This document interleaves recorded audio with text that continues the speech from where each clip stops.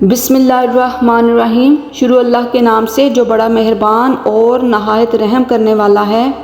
ناظرین السلام علیکم۔ آج ہم اپنی اس ویڈیو میں حضرت لوط علیہ السلام کا پورا واقعہ بیان کریں گے۔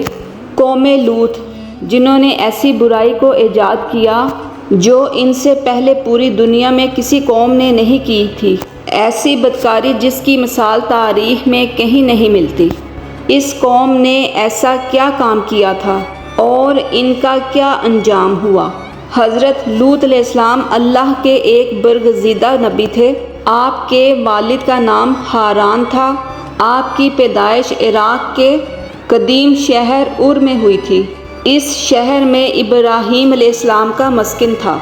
دراصل لوط علیہ السلام کے والد ہاران حضرت ابراہیم علیہ السلام کے سگے بھائی تھے، یعنی کہ حضرت لوط علیہ السلام حضرت ابراہیم علیہ السلام کے بھتیجے تھے۔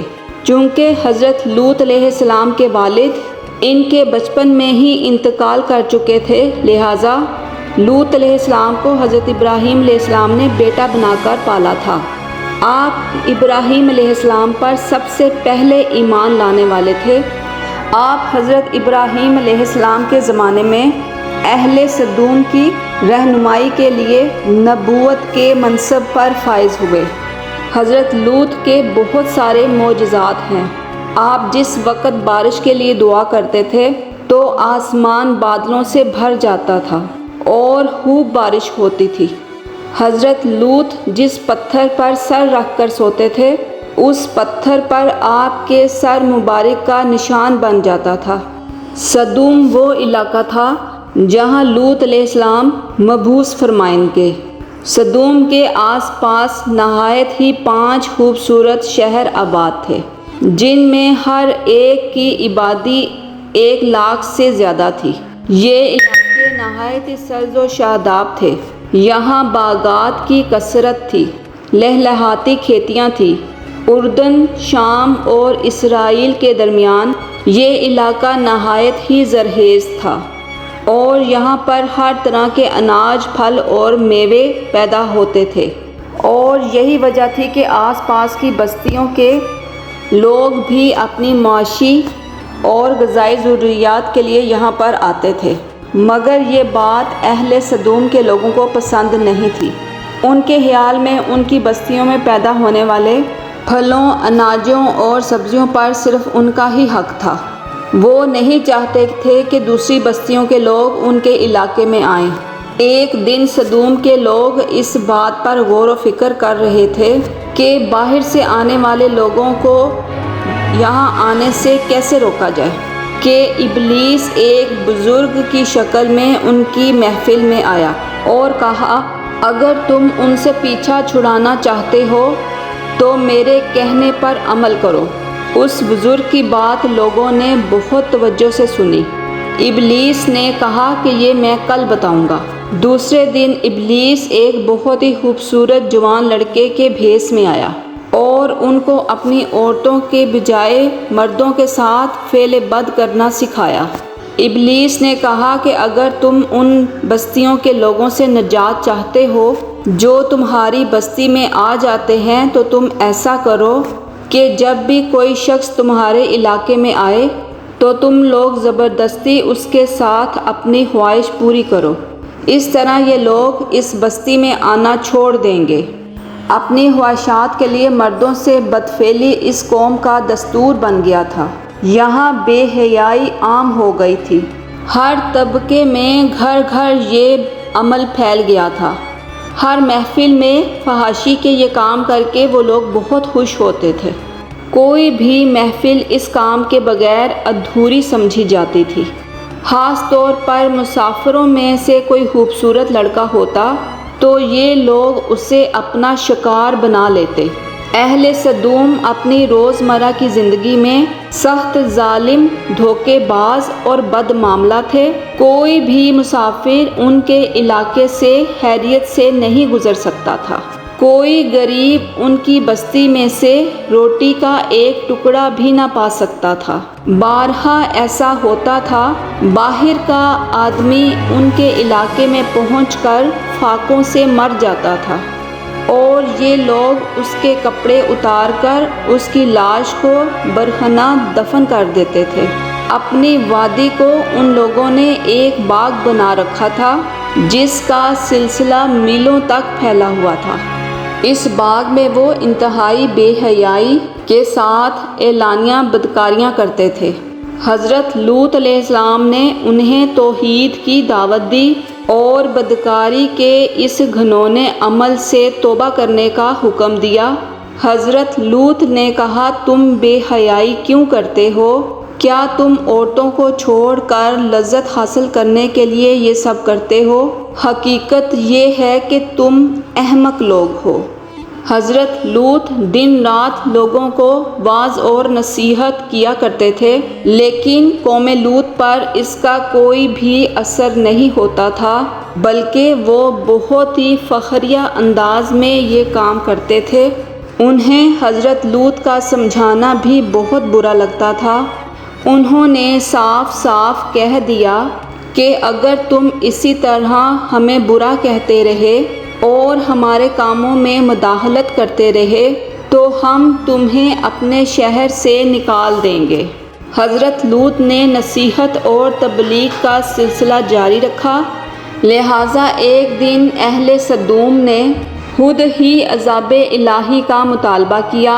اللہ نے ان کے اس قدر فحاشی اور بدکاری کے باوجود ان کو ڈھیل دے رکھی تھی، لیکن جب انہوں نے حضرت لوط علیہ السلام سے ایک دن کہا کہ اگر تم سچے ہو تو ہم پر عذاب لے آؤ، لہٰذا ان پر عذاب الہی کا فیصلہ ہو گیا۔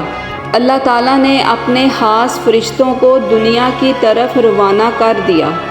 یہ فرشتے دراصل جبرائیل، میکائیل اور اسرافیل علیہ السلام تھے۔ پھر یہ فرشتے حضرت لوط علیہ السلام کے گھر تشریف لے آئے۔ حضرت لوط نے جب ان خوبصورت نوعمر لڑکوں کو دیکھا تو سخت گھبراہٹ اور پریشانی میں مبتلا ہو گئے۔ انہیں یہ خطرہ محسوس ہوا کہ اگر ان کی قوم کے لوگوں نے ان کو دیکھ لیا تو نہ جانے وہ ان کے ساتھ کیا سلوک کریں گے۔ حضرت لوط کی بیوی کا نام وائلہ تھا۔ اس نے آپ پر ایمان نہ لایا تھا اور وہ دراصل منافقہ تھی، وہ کافروں کے ساتھ تھی، لہٰذا اس نے جا کر اہل سدوم کو یہ خبر دے دی کہ لوط کے گھر نوجوان لڑکے مہمان ٹھہرے ہوئے ہیں۔ یہ سن کر بستی والے دوڑتے ہوئے حضرت لوط علیہ السلام کے گھر پہنچے۔ حضرت لوط نے کہا، اے قوم، یہ جو میری قوم کی لڑکیاں ہیں یہ تمہارے لیے جائز اور پاک ہیں۔ اللہ سے ڈرو اور مجھے میرے مہمانوں کے سامنے رسوا نہ کرو۔ کیا تم میں سے کوئی بھی شائستہ آدمی نہیں ہے؟ تو لوط کی بات سن کر وہ لوگ بولے، تم بخوبی واقف ہو کہ ہمیں تمہاری بیٹیوں سے کوئی حاجت نہیں، اور جو ہماری اصل چاہت ہے اس سے تم بخوبی واقف ہو۔ قوم لوط کے اس بے شرمانہ جواب سے اندازہ لگایا جا سکتا ہے کہ وہ فعل بد میں کس طرح مبتلا ہو چکے تھے۔ جب حضرت لوط علیہ السلام کی قوم ان کے گھر کی طرف دوڑتی ہوئی آئی تو حضرت لوط علیہ السلام نے گھر کے دروازے بند کر دیے اور ان نوجوانوں کو ایک کمرے میں چھپا دیا۔ ان بدکار لوگوں نے آپ کے گھر کا گھیراؤ کیا ہوا تھا اور کچھ لوگ ان کے گھر کی دیوار پر بھی چڑھنے کی کوشش کر رہے تھے۔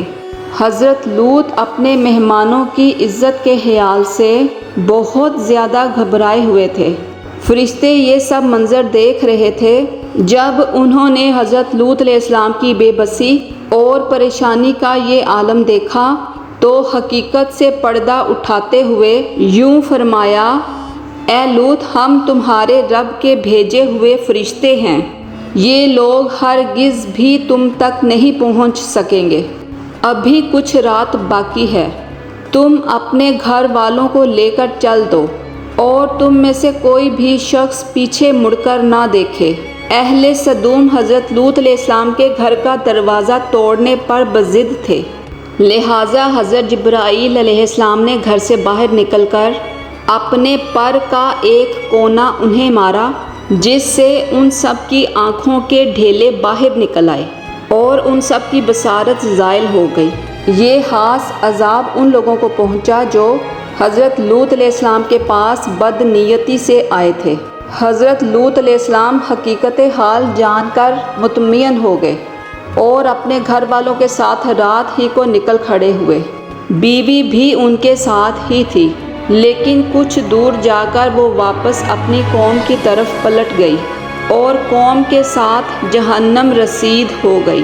صبح کا آغاز ہوا تو اللہ تعالیٰ کے حکم سے حضرت جبرائیل علیہ السلام نے بستی کو اپنے پر سے اکھاڑ دیا اور پھر اپنے بازو پر رکھ کر آسمان کی طرف چڑھ گئے، یہاں تک کہ آسمان والوں نے بستی کے کتوں کے بھونکنے اور مرغوں کے بولنے کی آوازیں سنی۔ پھر اس بستی کو زمین پر دے مارا، جس کے بعد ان پر پتھروں کی بارش ہوئی۔ ہر پتھر پر مرنے والوں کا نام لکھا ہوا تھا۔ جب یہ پتھر ان کو لگتے تو سر پاش پاش ہو جاتے۔ صبح سویرے شروع ہونے والا یہ عذاب رات تک پوری بستی کو نیست و نابود کر دیا۔ قوم لوط کی ان خوبصورت بستیوں کو اللہ تعالیٰ نے انتہائی بدبودار اور سیاہ جھیل میں تبدیل کر دیا تھا، جس کے پانی سے رہتی دنیا تک کوئی بھی فائدہ نہیں اٹھا سکتا۔ سمندر کے اس خاص حصے میں کوئی بھی جاندار، مچھلی، مینڈک وغیرہ زندہ نہیں رہ سکتے، اس لیے اسے ڈیڈ سی یعنی بحیرہ مردار کہا جاتا ہے، جو کہ اسرائیل اور اردن کے درمیان میں واقع ہے۔ ماہرین آثار نے 10 سالوں کی تحقیق کے بعد اس تباہ شدہ شہر کو دریافت کیا ہے۔ تحقیقات سے پتہ چلا تھا کہ اس شہر میں زندگی بالکل ختم ہو چکی ہے۔ اس شہر کے راستے اور کھنڈرات کو دیکھ کر اندازہ لگایا کہ جب یہ شہر تباہ ہوا تو اس وقت لوگ روزمرہ کے کاموں میں مشغول تھے اور یہاں زندگی اچانک ختم ہو گئی تھی۔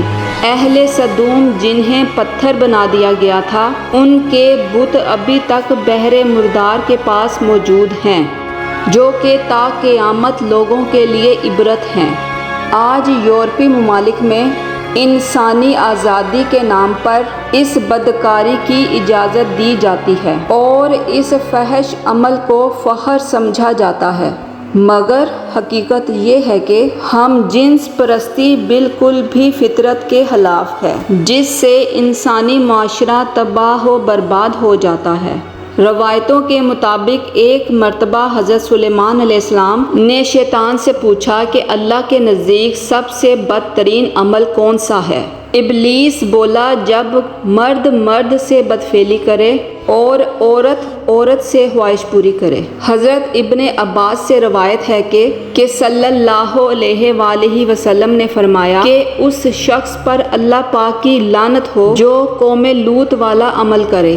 تو جی ناظرین، آپ کو اگر ہماری یہ ویڈیو پسند آئی ہو تو اسے لائک کر دیں اور سبسکرائب کر دیں اور بیل آئیکن کو پریس کر دیں تاکہ ہماری ہر نئی آنے والی ویڈیو سب سے پہلے آپ کو موصول ہو۔ اپنا اور اپنے پیاروں کا بہت زیادہ خیال رکھیں۔ اللہ حافظ۔